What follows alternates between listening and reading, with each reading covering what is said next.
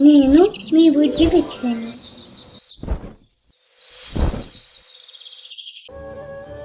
శ్రీకృష్ణుడు కంసుడిని చంపిన తరువాత అతని తల్లి తండ్రి అయిన వసుదేవ మరియు దేవకిని విడుదల చెయ్యడానికి జైలుకు వెళ్ళాడు.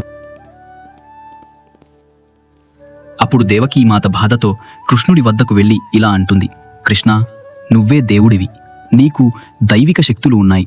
అలాంటప్పుడు కంసుడిని చంపి మమ్మల్ని విడుదల చెయ్యడానికి నీకు 14 సంవత్సరాలు ఎందుకు పట్టింది? శ్రీకృష్ణుడు జవాబిచ్చాడు, అమ్మా, నన్ను క్షమించు. అయితే నా గత జన్మలో 14 సంవత్సరాలు నన్ను అడవికి ఎందుకు పంపించావు? దేవకి చాలా ఆశ్చర్యపోయి, కృష్ణ, ఇది ఎలా సాధ్యం? ఇలా ఎందుకు చెప్తున్నావు? అప్పుడు శ్రీకృష్ణుడు ఇలా జవాబిచ్చాడు, అమ్మా, నీకు నీ పూర్వజన్మ గురించి ఏమీ గుర్తులేదు. కాని నీ గత జన్మలో నువ్వు కైకేయివి మరియు నీ భర్త దశరథుడు.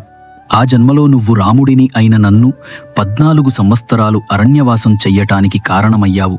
ఆ జన్మలో చేసిన కర్మ ఫలితం ఈ జన్మలో నీవు అనుభవిస్తావు.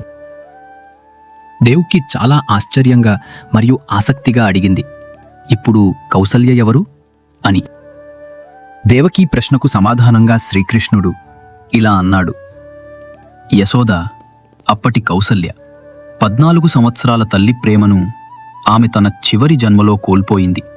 ఆమె ఈ జన్మలో తిరిగి పొందింది.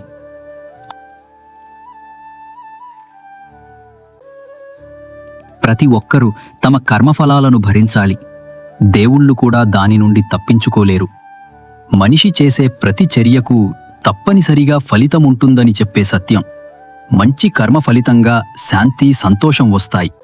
చెడు కర్మ ఫలితంగా బాధ, అడ్డంకులు వస్తాయి. మీరు ఏ కర్మను కూడగట్టాలనుకుంటున్నారు అనే దానిపై మీరు కూడా ఒక కన్ను వేసి ఉంచండి. అంటే మనం చేసే పనులు, మాటలు, ఆలోచనలు ఏ దిశలో ఉన్నాయి అన్న దానిమీద ఎప్పుడూ జాగ్రత్తగా ఉండాలని సూచిస్తోంది.